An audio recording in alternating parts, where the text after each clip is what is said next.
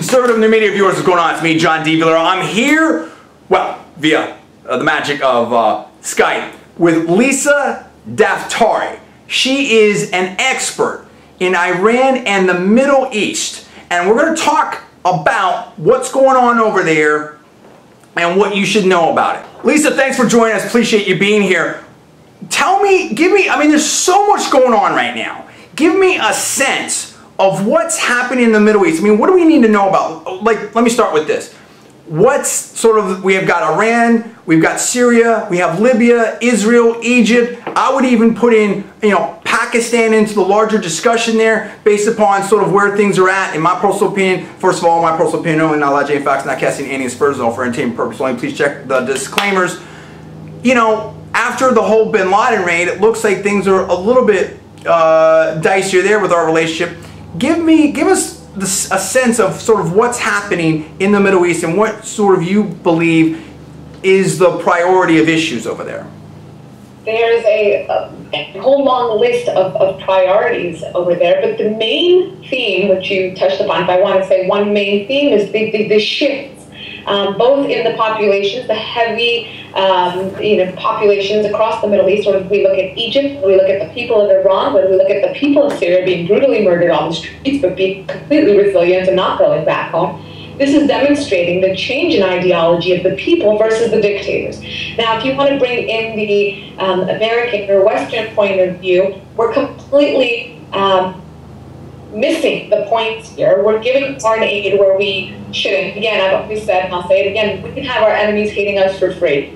We don't need to be dishing out foreign aid and then not having a sense of what's going on and calling these different partners, quote unquote, partners in the war on terror. And I think a lot of people, the left and other very naive Americans, are very much scared to talk about terrorism, to talk about the extremist influences.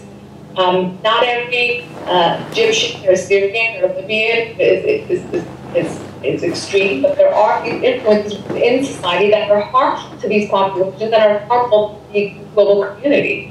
If we look at, we can go country by country, John, if that yeah. Break it down. Yeah, let's break it down. Right. Obviously, the main issue in the Middle East that we can talk about is the Iranian threat. A huge, very dangerous threat to the people of Iran. They showed us in 2009 how much they've outrun this regime. For 3 decades, the Islamic Revolution of 1979, people have been a modern, savvy, educated population stifled by Islamic government that uses anti-Western, anti-Israel propaganda to shore up the Islamic influences in the country and to, again, suffocate the people of their growth. We saw them come out of the street. We, as we've said many times, have lost the opportunity to support this movement and to see significant changes made in Iran. Had we done that, we would have, not only helped the people of Iran, but also stopped the nuclear threat that we're worried about. Yeah, that's very real, no doubt about it, in my personal opinion. Now, you're Iranian American. I mean, I love everybody, but I mean, I've had a number of Iranian American friends and people that have fled Iran, that have come over here. Great people, and from what I've heard, and you can enlighten us on this, that a lot of the people in Iran, maybe not the leadership or the mullahs, or President Ahmadinejad, but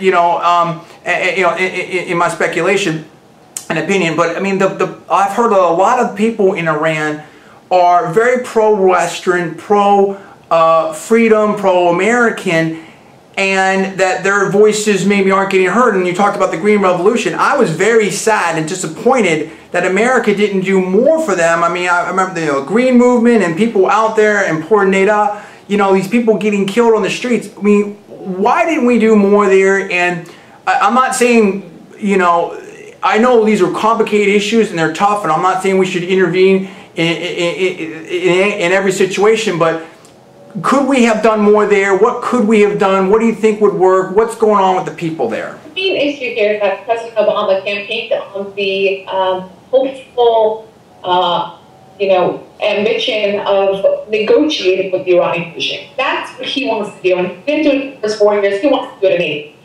And the reality of the situation is, who are we going to be negotiating with? You don't negotiate with a terrorist entity. You don't negotiate with a government body that's not only lobbying to IAEA and all other global authorities and going forward with their nuclear weapon development, but a government that's being brutal to its own people, internet censorship, sending money to these terrorist organizations, in bed with Hamas, Hezbollah, Al-Qaeda. This is not a full cause to negotiate this type of regime. And President Obama feared that would basically lose the opportunity to extend the olive branch to the government if he put his support behind the people. At the same time, people of Iran are looking at the West as very pro-Western. There are obviously pro-government constituents in the sure. In the country, and those are the ones that are being fed by the government. That's always we talk about all these dictatorships. They keep their own people happy. So I know these are obviously difficult issues, Lisa, and something that the world has been struggling with for thousands of years when we talk about Middle East peace. I mean, I don't know that we can solve it here, but how do you get to Middle East peace? I just wish everybody could get along. When I talk to people or meet people, and maybe you have the same experience, people are people from everywhere around the globe. I find that a lot of people, often want similar things. They want to take care of their family, they want to advance in their job, they want to be happy and stuff like that. Like, how do we, it's weird to me because everyone's, in a sense, coexisting in the Middle East already. Can we get to a place where there is a lasting peace and people are happy? I think you hit upon a very, very important point in there. I think number one thing for us to do, and for the global community as a whole to do, is to acknowledge what these movements are about. That people come out into the streets not because they dream of lofty ideals such as freedom, democracy. I mean, these are Western ideals that we place on their movements. Their movements are about hunger, they're about employment, they're about education, they're about women's rights. And the sooner that we can acknowledge these truths, the sooner that we can understand what their movements are about, then we can help them. The second thing that I think we need to really focus in on is the U.S. has a very bad habit of cozying up to the enemy. We find, this quote-unquote opposition, we're going to support them. This is what happened in 79, the Shah had toppled. We're going to support whoever's coming in. Who was it? It was a bunch of mullahs that took the country back, and we're still dealing with them as a big threat today. And the Iranian people are suffering under their reign. Are you concerned? Not to interrupt you real quick, but I want to interject this. Are you concerned about maybe a deja vu situation in terms of Egypt and/or Libya with what you just said about Iran in '79? Absolutely. Okay. And that's exactly what I was getting at. I think we have not learned any lessons from the past. We haven't looked at, I think the Iranian example 3 decades ago should serve going forward. Why are we now coming out? The U.S. came out saying that we are putting support behind the Syrian opposition. Who is this opposition? Now, don't get me wrong. There are secular, well-intentioned groups within one of these countries. There are each of those people out here. We're not going to let them get away with the paragraphs. There are people in Syria that are intentioned. The poor people and children that are being killed on the streets. But we have to do a better job at not just take the first that we call opposition as just lazy diplomacy, and we find the secular elements within these societies and putting our support, putting our money behind them, per dollar behind really elevate these elements of society. So if you look over there, right, I mean, what was your take? Let me ask you this. What was your take on the whole situation with Israel and Gaza and that situation? Then let's also talk about Syria and what's going on there. Right. So the only thing that really was the pros and cons that came out of that situation. Obviously, we're dealing with a Hamas entity now, which is very unusual. You're brokering a ceasefire and a negotiation between a terrorist organization and a sovereign nation. And we asked Egypt to broker the peace. So it could have been a positive move, because we said to Morsi, now you're responsible. If you're saying that you are qualified to be the next leader of Egypt, this is what traditionally has worked in the region, and we're expecting you to take your $1.6 billion foreign aid and play big brother here. Time to step up. Right, this is your allowance money, and this is what you need to do. This is how you need to play big brother now. Okay. So in that way, I think it basically legitimized Morsi when he came out the next day and had his power grab, completely backfiring and completely showing to the U.S. and to his own people that he didn't have the potential to be that benevolent leader. He's going to dictate just as Mubarak as dictator. Possibly they're taking one dictator as long dictator. So I think the situation kind of backfired for Egypt. Now, as far as Israel is concerned, we believe that this ceasefire will actually, be kept by Hamas. I doubt it. But for the meantime, it has called, both sides to respond. So, what's your take on Syria? What's happening in Syria is very, very dangerous. Obviously, we're seeing that the Assad regime is hanging on by a mere thread. Right. Their move to mix the sarin gas and to even, pour the chemical weapons show how desperate they are, whether they would do anything in their power to stay, whether they use it so that the opposition can't get hands. And then again, we have to ask, is the opposition? We're looking at, armed forces getting their hands on chemical weapons and actually spreading the weapons, their parts, and doing it that way. With Syria, we haven't been involved. More than 40 people have been massacred in the streets of Syria. Again, when we look to Syria, we should look at the Iranian regime who's propping them up. But I think a good telltale sign about what the future, very short, of Syria is to see the Russian action. Right. To say that we no longer support them, because they want the Russians on a hand in what goes on in Syria, whether it to be the opposition's future or Assad's. So, if you were Secretary of State now or President now, how would you approach this now? I mean, what would be the Lisa Daftari solution, if you will? I mean, can we get to Middle East peace? What should the U.S. be looking at in terms of our interests? How do we work with other nations? What happens with Israel? Go back to what we said before. The analogy that I've used is Israel and the rest of the Middle East is like having college students and kindergartners in the same class when they're trying to teach them calculus.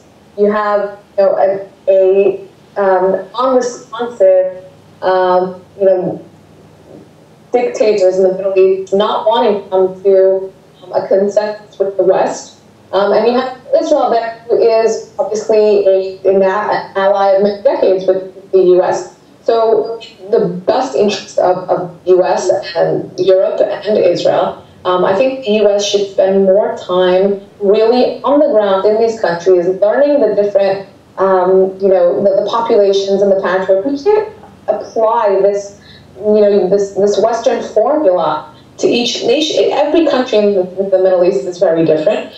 Each population has its very, very different traits, and we have to learn how to deal with each one.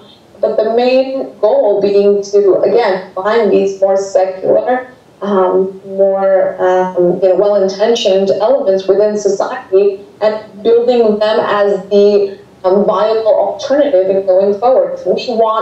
We have to control as best as possible, not to let Libya, Syria, Egypt become the Iran that became 30 years ago. Are you optimistic? Are you pessimistic? How concerned are you? What do you think is going to happen? It's very, very difficult to remain optimistic in the Middle East because of the way things happen. And we see the same thing unfold in every single country that experienced a so-called Arab Spring. Political vacuum was made. We supported a lot of these things. We actually asked Mubarak to step down, supported, obviously, Assad stepping down. With Libya, we've actually got. But we have to understand we're creating a vacuum. These Islamic forces are hovering overhead. They're the only ones that are organized and well-funded and have the intention of swooping in and taking control. And for a lot of the Muslim Brotherhood is a great example of this. They've created a name for themselves for over 60 years. So they have the support of a lot of people because they have supervisions and libraries and schools, but at the same time, they are criminal, a lot of them. They have blood on their hands. And they're obviously there with the constitutional referendum that's set to go to vote on Saturday in Egypt. The Constitution is entirely stripping women and religious minorities their rights, ensuring Sharia Islam law. That what the Egyptian people came out to Tahrir Square, for the Arabs. Is that what they want? Is that what they signed up for? And there's 85 million Egyptian people, so it's very difficult to generalize hopes and dreams of the Egyptian people are. But again, these things happen because people wanting democracy or people wanting sharing law. The revolution happened because that country cannot sustain the population, and it's going to be about giving the people, giving women cannot to Tahrir Square. How do they have 50% of the population? That's an easy statistic to look at. Half the country is being marginalized. How can that happen? Women came out to Tahrir Square. I mean, these are things we're not talking about. Really need to be examined more carefully. Look, I'm very concerned about women's rights. I'm concerned about religious minorities' rights and safety. I'm concerned about a lot of these issues, and I just it's I wish that everybody could get along and people could be I want freedom and liberty and opportunity for everybody all over the globe. And it's going to, I think what you said, I agree with you. I think it's going to take a lot of work. I think it's going to take rolling up our sleeves. I think it's going to take a lot of listening, a lot of understanding, each individual country over there. I tend to be optimistic. Just in general, I'm optimistic in life. Hopefully that's not naive. But let's talk about Iran. Let's talk about, what's your sense, of the possibility for conflict between Israel and Iran upcoming over this whole nuclear situation? Well, hopefully it won't come to that. Right. But the sanctions are not working as the sanctions were enforced in order to economically choke the Iranian regime. Now I heard they were. That some things were working, but your sense is not enough. Well, it's working, but first of all, it was too little, too late. One was when they were enforced and not well enforced until recently, as a matter of fact. Okay. For what it was an attempt to do, it's due. But will it bring about regime change? No. Will it stop the nuclear weapons agenda? No. But it is choking off a good. The upsetting part of the sanctions is that it's made its effect on Main Street as well as affects the Iranian. Maybe regime. Almost the worst of both worlds. It's hurting the people without stopping the regime. Right, it's hurting the people a lot, and where maybe years ago this would have been a very anti-Western. It would create an anti-Western sentiment. The Iranian people actually understand that this is happening because of the government. Okay. They're very upset with the government, and the government. There's two economies in Iran. There's the people's economy, and then there's the regime's economy. And what happens is whatever goods that they get, the regime is still monopolizing. So they again are making money off the people because of sanctions. So they will, prices have tripled and quadrupled because, and they'll tell people this is because of sanctions by the West. So creating again this anti-Western propaganda. feeds right in, right? So, will sanctions be the cure-all? No. But it has been a deterrent. I mean, and a lot of people believe that it comes down to concessions. The West has to ease up on the sanctions, and Iran will somehow prove its nuclear weapons program. Okay. Now let's talk about politics, if you're okay with that. I mean, I put something up on Facebook, and I've been talking a lot and speaking out on media and wherever I can about how, in my opinion, the GOP and the conservative movement needs to look forward and do a better job of sort of running campaigns, communicating, talking to as broad a base of the electorate as absolutely possible, and talking to really everybody out there, and trying to sell that conservative and Republican message. Do you agree with that? What are your takeaways in this previous election? My sense of it is that, I'm sure Mitt Romney's a great person, have a lot of respect for him in terms of business and all that type of stuff, but I thought that he was a horrible candidate. What transpired in the election is something that I had feared and I had spoke about on national TV and Morning Joe. And so what's your sense of it? I have a lot of things that I want to say, and I'm going to do an upcoming. I'm going to do an upcoming series. You should run in 2016. Oh man. Oh man. Yeah, people. I mean, the funny thing about that, I rarely talk about this, but I'll say this much. It's like I've wanted to do politics all my life, and I'm not really. Now watch, this will come back to bite me, but I've never really been that interested in anything unless it's the congressional level or above. I've always liked that kind of thing and the federal issues and stuff like that. But the thing of it is that, actually, it's good that you talk about this, because one of the things is, there's two things. One is like, man, I mean, who wants to go through this? You know what I mean? It's like, it's such a grind, seeing these people on the trail and all this and the media and everything like that. It does not look appealing. It doesn't look fun. I mean, it just doesn't. I said this right after Mitt Romney kind of lost the election. I was like, he just probably go to a nice dinner with his family and say, oh, thank God that's over. I mean, who wants to go through this? And then, I mean, it's tough. I mean, even looking at President Obama and what he's aged so much in the last 4 years. Yeah. I mean, I don't think he sleeps well at night, and he just signed up for another 4. So I completely agree with you in the sense that the Republican Party has to do something to become sexier, savvier, sassier. You can throw in whatever adjective you want, but to really relate to a younger demographic, a changing demographic, with different minority groups that might. I ask to a lot of young people all the time who they would identify themselves as Republican when it comes to larger issues such as the economy or foreign policy. But when it comes to the smaller social issues, they're almost embarrassed to be affiliated with the Republican Party. And I think that this is obviously the Democratic Party is smart. They use the Sandra Flukes of the world to make their point. And this election, for many, came down to birth control or abortion. And these are important issues for a lot of people who are, again, embarrassed to be affiliated with a party that so staunchly or so, basically subscribes to the establishment, the gray-haired, old GOP kind of prototype. Well, and the thing is, to come back and put my arms around a lot of these things, it's like, the other reason why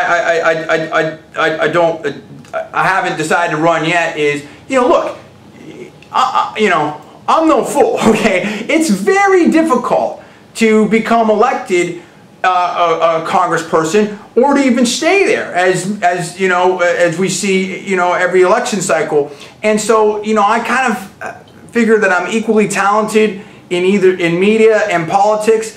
And I figure, like, if I'm as successful in media as I would have to be to be elected as a congressperson, I'd have a lot more money, I'd have a lot more fun. Rush talks about... You would be successful because you would actually understand the changing face of this nation. Look, we're talking about the Arab Spring and not understanding that People are coming out into the streets because they have a PhD and they work 4 jobs. Meanwhile, they see an iPad commercial and they're like, why can't I afford one? This is what it's about. And when you understand social media trends, when you understand media, when you understand the changing demographic, when you understand that, you know, the 18 to 35, you know, age bracket is what's important to focus on. That's when you will be a successful politician, because politics is, what is politics? It's about relating to people, making significant changes to enhance life here in the United States. And I think that you hit it right on. You understand these changing trends in education, in social media, and texting, in Facebook, Twitter, etc. That YouTube, you're the master at YouTube. There you go.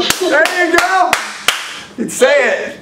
Preach it. Preach it. Preach it. Now, look, I mean, I've said this to politicians before. You get elected every 2 years, 6 years, 4 years, whatever. I'm basically, quote unquote, elected every day. And you know this, being on Fox News and doing all the media that you've done, Lisa. It's like people tell me whether or not they like my videos, they don't like my videos, they comment on it, they rate it up, they rate it down, they watch it, they don't watch it. I know I can look and say, okay, you know, here's who likes it, here's who doesn't like it, this in terms of the broad demographics and stuff like that. You know, here's which countries looking at, whatever like that. I love Google, I love the analytics and everything like that. And it's like, you know, it's very real. I mean, I like I said, every day I see the quote-unquote vote of the people and stuff like that, and I want to make a difference. And look, I mean, we've got a global audience, and I don't need a title to make a difference, everything like that, and I don't disrespect anybody that goes in there and do it. But the thing is, if I were to run too, I mean, I like to keep things real. I don't believe, I'm not a perfect person. I don't believe anyone's perfect. I don't, you know, try to dress up, and I mean, I don't want to say too much, but intentionally I don't wear suits and stuff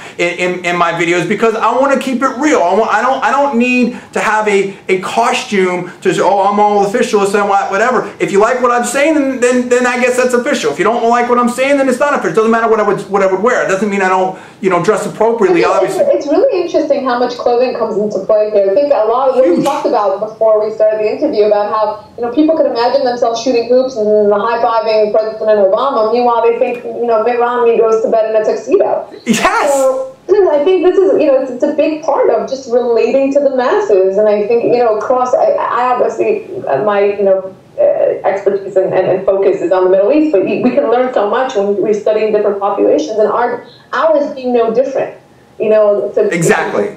Right, growing demographic of young people that the GOP is failing to relate to. Well, and I think, you know, and I don't want to flip it the other way where it's like, hey, let's only talk about the young people. I want to talk to everybody. I want to talk to everybody. Right. And the thing is politics is about addition. It's not about subtraction. And the criticism that I have with the leaders of our party, whether it's a nominee or the RNC or whoever, or people on, you know, that you know, leaders in Capitol Hill, wherever, is, you know, and this is in general, this isn't anyone in specific, but just, you know, the quote unquote, you know, nameless, faithless, you know, GOP insiders, is, look, you know, you have to involve everyone. Russia's talked about this before. It's like about the Tea Party. It's like, yeah, it's like a football game, and one of the starters got hurt, and we're ready to come in, and they're like, no, we don't want you to play. It's like we all thought we're on the same team. We're not. It's like you have to. I'm open to work. I mean, for my own personal thing, I'm open to work with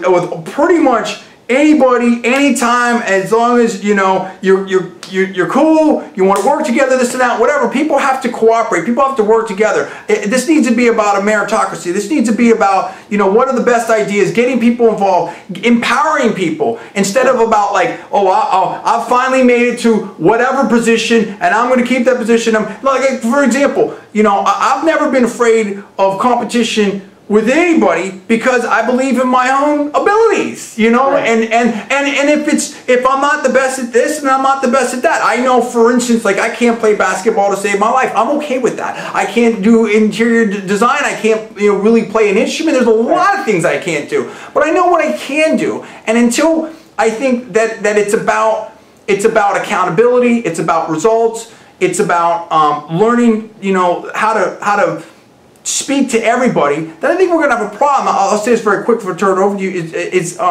You know, I did a video years ago.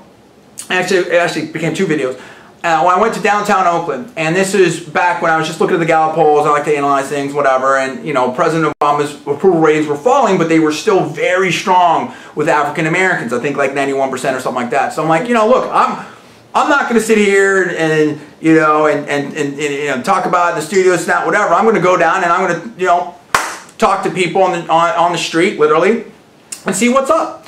And I talked to people, and you know, I was, you know, explaining who I was. Some people didn't want to talk to me. A lot of people were really nice, and they did talk. And one of the people I talked to is a crossing guard, and he, I believe, was 74 at the time, had come from Jackson, Mississippi, and really nice gentleman. And at first it was like, oh, you know, and people could see the video, we have it up.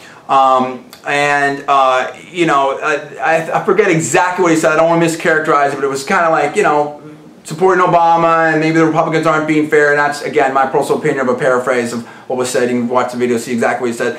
And then I said, well, let me ask you some questions. It's kind of like what you said, Lisa.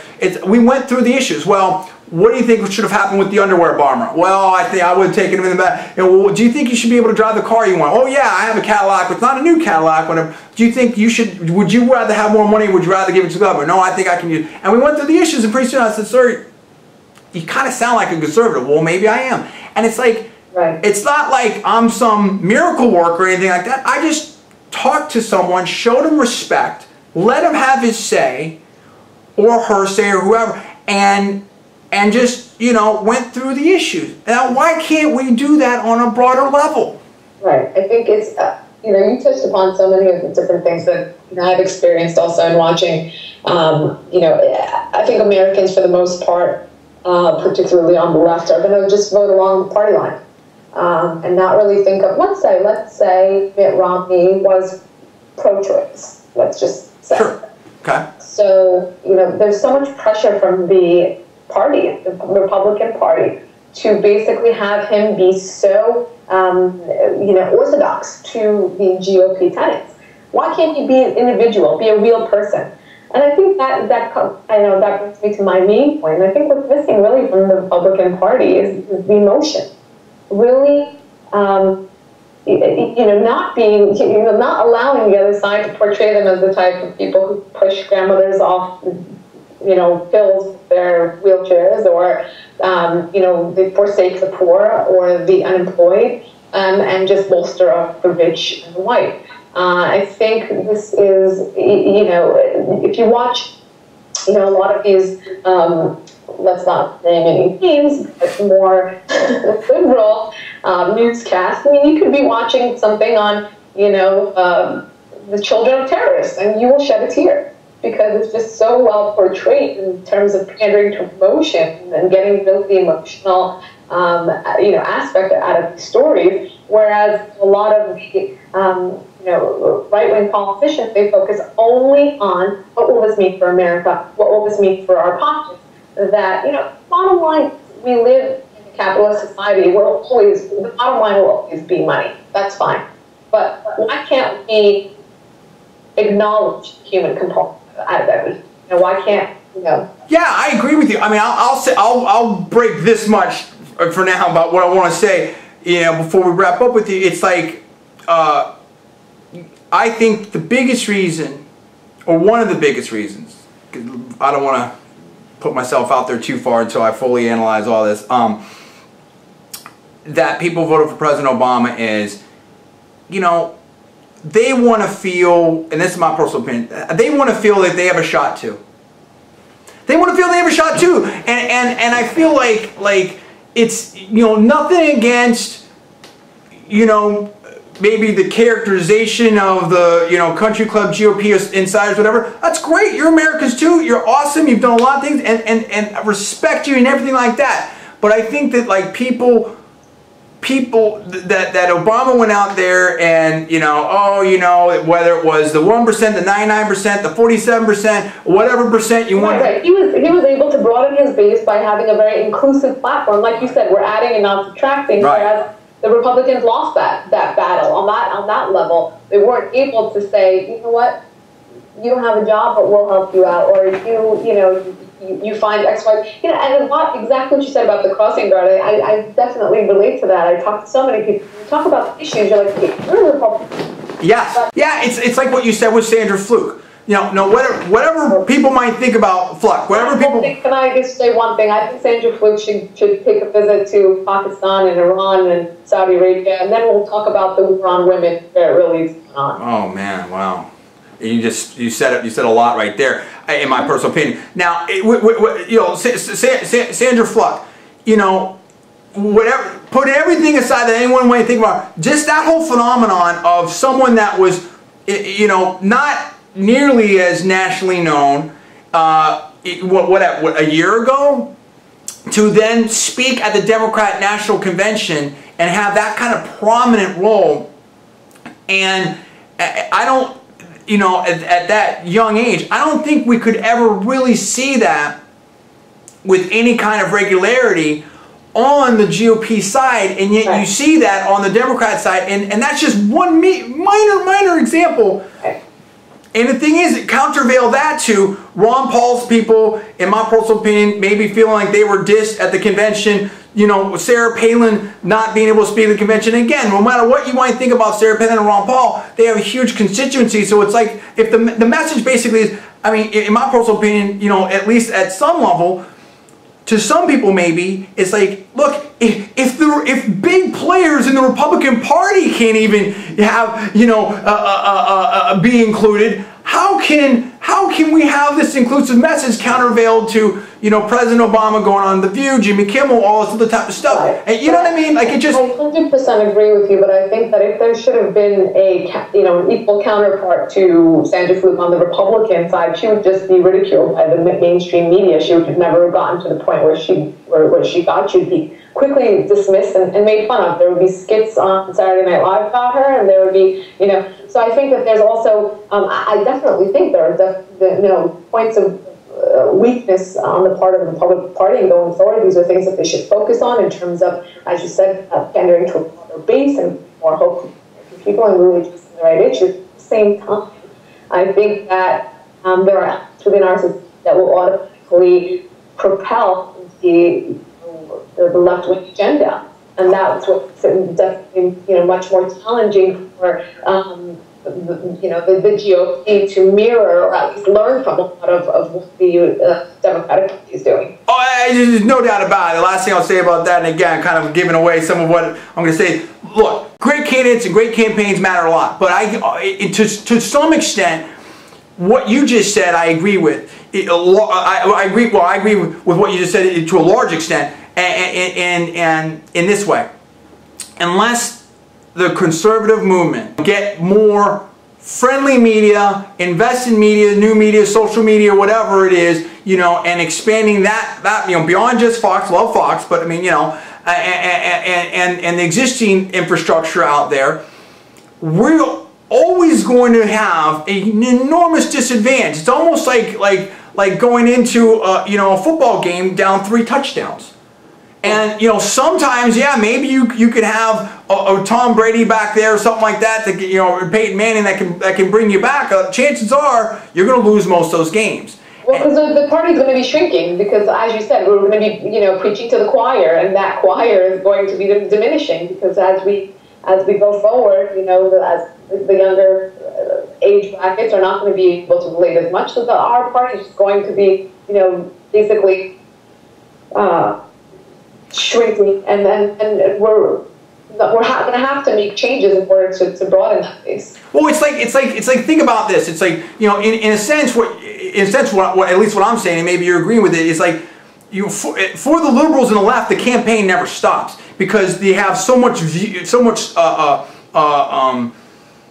space and platform on media writ large, right? You can call it mainstream media, Hollywood, whatever like that, in my personal opinion. So it's almost like you're constantly hearing, people are constantly hearing, let's say, let's talk about a drink. Brand X sucks, brand X sucks, brand X sucks, brand X sucks. Brand Y is awesome. Okay, so then the campaign starts, and hey, I'm brand X. I don't like you, you suck. Well, I'm brand X light. I still don't like brand X. Well, I'm brand X, with extra flavor. I still don't like brand X. That I think is the problem, right? And so I think that, so anyway, there's a lot more to talk about, but I want to talk about you real quick as we wrap up. What do you have going on? I see you on Fox, you're doing amazing things. What's going on for Lisa D? Thanks. I am definitely keeping busy with everything going on in the Middle East. I'm on Fox very frequently these days, but you can follow me on Twitter, on Facebook. I basically am writing a few different publications and going on shows and television shows, and I am working on a book. Ooh. Any previews? Not yet. We will stay tuned so people can catch you on Facebook, they can catch you on Twitter, they can catch you on Fox News. You've got a website, yes? Yes, LisaDaftari.com. It's that easy. Love it. I'll put that link in the video description below and the rest of the stuff where you can catch Lisa. Lisa, thank you so much. You are absolutely wonderful. Really appreciate your time. My pleasure, John, for 2016. Oh man, it started now. I can feel the pressure. I'm sweating. Yeah, the pressure's on. The pressure's on. Peeps, let me know what you thought about this. Lisa's awesome in my opinion. Where do you think we can go from here? How do we get peace in the Middle East? What about these tricky issues with Iran, Syria, Egypt, Israel, Libya, and the rest? What do you think about what we should do in terms of the GOP and conservative movement and everything like that? I need to hear from you. Let me know what you think about it. Give me the comments below. Please subscribe above. I'm John D. Villarreal, the four-time national champion and the super genius. You're watching Conservative New Media. Thanks so much for watching. Please rate this video up. Please post on our social networking sites. I'll see you next time.